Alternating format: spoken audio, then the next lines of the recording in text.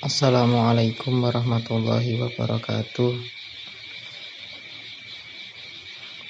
Yang saya hormati Bapak Muhammad Heriudanta MPDI selaku dosen pengampu mata kuliah pengembangan kurikulum PAI. Kami dari kelompok 6 yang beranggotakan Muhammad Fauzi Nurdiansyah, saya sendiri, dan Muhammad Abdur Rafiq.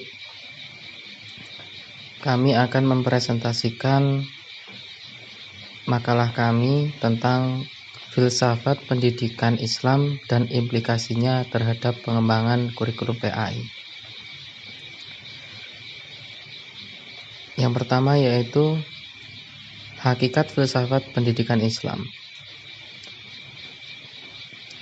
Dikatakan oleh Muhaimin dalam karyanya, yaitu buku pengembangan kurikulum pendidikan agama Islam di sekolah, madrasah, dan perguruan tinggi, mengemukan bahwa di kalangan para ahli filsafat pendidikan pada umumnya, seperti Brody pada tahun 1961, menyatakan bahwa filsafat pendidikan dipandang sebagai pembahasan yang sistematis tentang masalah-masalah pendidikan pada tingkat filosofis, yaitu menyelidiki suatu persoalan pendidikan hingga direduksi ke dalam pokok persoalan metafisika, epistemologi, etika, logika, estetika, maupun dari kombinasi dari semuanya itu.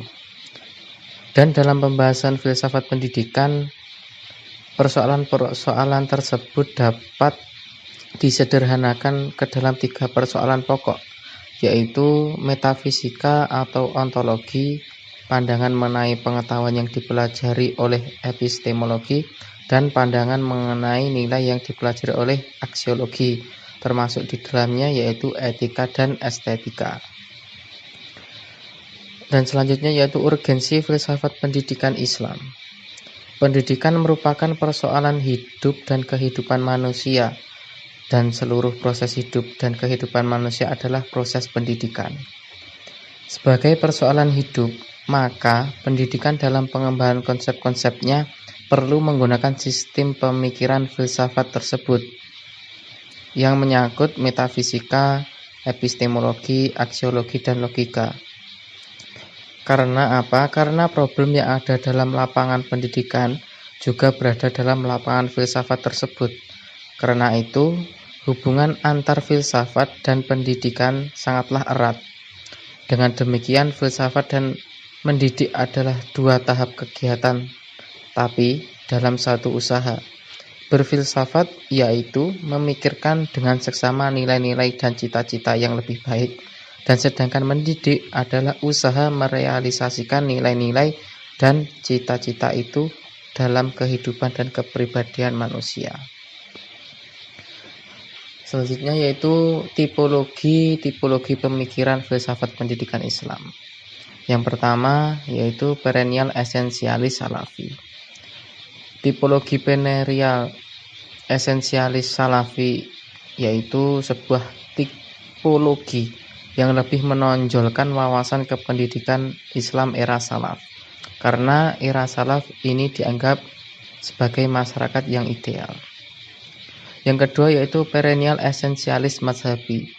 Tipologi perennial esensialis mazhabi adalah tipologi filsafat pendidikan Islam yang lebih menonjolkan wawasan kependidikan Islam yang tradisional dan berkecenderungan untuk mengikuti aliran, pemahaman, atau doktrin, serta pola-pola pemikiran sebelumnya yang sudah dianggap relatif mapan. Yang ketiga yaitu modernis. Tipologi modernis ini yaitu tipologi yang lebih menonjolkan wawasan kependidikan Islam yang bebas modifikatif, progresif, dan dinamis dalam menganggap dan merespon tuntunan dan kebutuhan dan lingkungannya. Yang selanjutnya yaitu perennial, esensial, konstekstual, falsifikatif.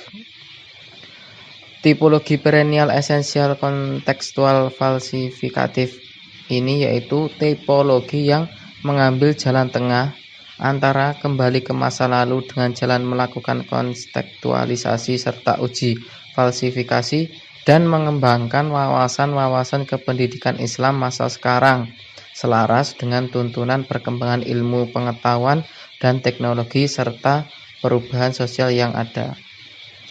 Dan yang selanjutnya yaitu rekonstruksi sosial berlandaskan tauhid.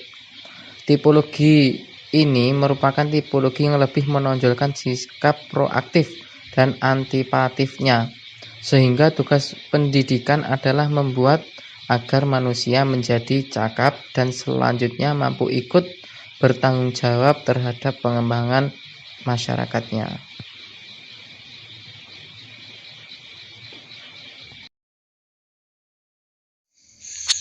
Bismillahirrahmanirrahim. Baik, di sini saya Muhammad Abdul Rafiq. Saya akan melanjutkan penjelasan dari Mas Fauzi. Di sini saya akan menjelaskan tentang tipologi filsafat pendidikan Islam dilihat dari perspektif pemahaman Islam. Kata Islam yang melekat pada tipologi filsafat pendidikan Islam akan berimplikasi pada kesamaan titik tolak atau pijakan dalam pengembangannya, yaitu dari dimensi idealnya. Perbedaan dari berbagai tipologi lebih terletak pada dimensi interpretasi dan historisnya. Untuk lebih jelasnya, kita akan memahami terlebih dahulu apa itu Islam ideal, Islam interpretasi, dan Islam historis, serta hubungan antar ketiganya. Dengan demikian, Islam ideal adalah bersifat normatif, masih bersifat preskripsi, norma-norma dan nilai-nilai yang dianggap termuat dalam petunjuk suci. Sedangkan Islam interpretasi dan Islam historis merupakan Islam aktual, yakni semua bentuk penafsiran, gagasan, gerakan, dan praktik pada kenyataan eksis dalam masyarakat Muslim dalam waktu dan tempat yang berbeda-beda. Kedua Islam ideal dan aktual bukan dipahami secara dikotomis, tetapi merupakan hubungan dialektis antara teori dan praktik, antara man of ideal dan man of action. Lalu, poin selanjutnya yang akan saya bahas yaitu implikasi filsafat pendidikan Islam terhadap perkembangan kurikulum PAI. Upaya pengembangan kurikulum terkait erat dengan dan sangat dipengaruhi filsafat yang melandasinya atau landasan filosofisnya. Menurut Sukmadinata, ada 4 fungsi filsafat dalam proses pengembangan kurikulum. Pertama, filsafat dapat menentukan arah dan tujuan pendidikan. Kedua, filsafat dapat menentukan isi atau materi pelajaran yang harus diberikan sesuai dengan tujuan yang ingin dicapai.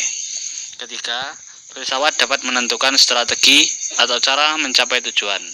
Keempat, melalui filsafat dapat ditentukan bagaimana menentukan tolak ukur keberhasilan proses pendidikan.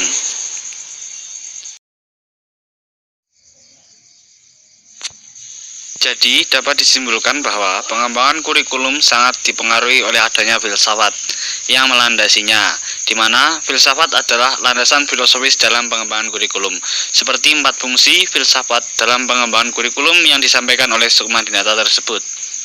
Dengan harapan apa yang dapat saya sampaikan teman-teman dapat memahami dengan baik. Saya juga mengucapkan terima kasih kepada teman-teman yang sudah menyimak dan mendengarkan. Semoga kita diberikan pemahaman. Ada kurang lebihnya mohon maaf. Wassalamualaikum warahmatullahi wabarakatuh.